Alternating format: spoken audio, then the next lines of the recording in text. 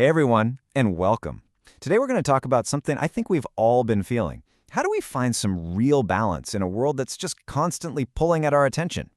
Let's dive in. All right, let's just start with a few quick questions. See if any of these ring a bell. Do you ever pull out your phone and before you even think about it, your thumb just opens an app? Pure muscle memory. Okay, or how about this one? That feeling of being just drained, kind of mentally exhausted after you've spent a lot of time scrolling or working online. And lastly, do you find it genuinely hard to just switch off? To draw a line between your online obligations and your actual life? Look, if you found yourself nodding along even a little bit, you are definitely not alone in this. Now check out this number, 4.83 million. That's how many apps are currently available in the Google and Apple stores. It's a whole digital universe built specifically to capture and hold on to our attention. And here's the thing, right? Our time, our attention, our energy, it's not an infinite resource. We only have so much in the tank each day. Every moment we spend connected is a choice about where we invest those resources, whether we're conscious of that choice or not. So, how did we get to this point? Well, it really comes down to two main pressures that are constantly at play: digital overload and digital hoarding. Let's break down what those really mean.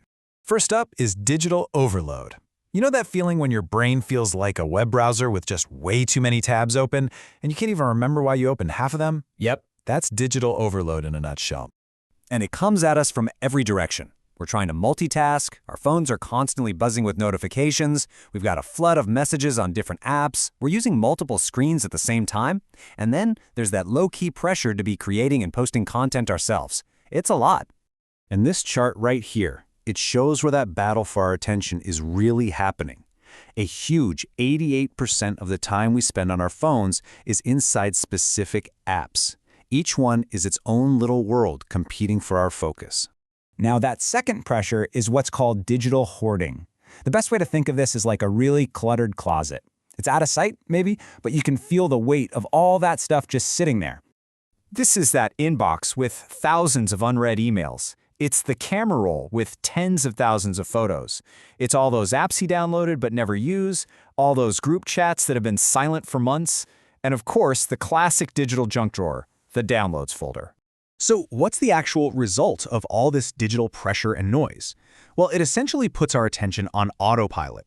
We end up reacting instead of choosing. And the cost is very, very real. Physically, it might show up as back pain or trouble sleeping. Mentally, it's that brain fog, that difficulty concentrating, that feeling of just being wiped out.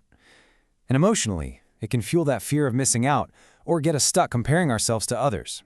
And ironically, can even make us feel more isolated. But listen, it's not all doom and gloom. Not at all. We can absolutely change this. The key is making a conscious pivot, a shift away from just reacting to our devices and toward using them with real intention. This is what a digital detox really is. It's not about throwing your phone away and living in the woods. It's about learning to use this amazing technology as a tool that serves us, consciously and on our own terms. Because when we do use technology intentionally, the benefits are incredible. We can use apps to monitor our health, we can access pretty much all of human knowledge for learning, and emotionally, we can find genuine connection, support, and a sense of belonging with people who really get us. So how do we actually get there? Let's talk about a practical path to taking back the controls and reconnecting with what's actually important to you. Ultimately, the goal is to reconnect with ourselves. It's about creating enough quiet space in our lives to actually listen to what we need and letting our own rhythm, not an algorithm's, guide how we use our tech. Now, that can sound like a huge, overwhelming goal, but the best way to start is small. You don't need to completely overhaul your life overnight. A few tiny, intentional steps can make a world of difference. So here are 3 simple things you can do the moment this is over. 1. Audit. Pick just one app that distracts you and go into the settings to turn off some of its notifications. 2. Question.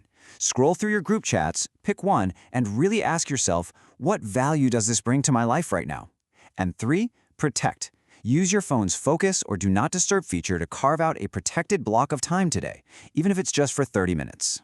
So, as we wrap up, I want to leave you with this one question to think about. What's one simple offline joy, a walk, reading a book, a real conversation that you can intentionally make a little space for it today? Thanks for tuning in.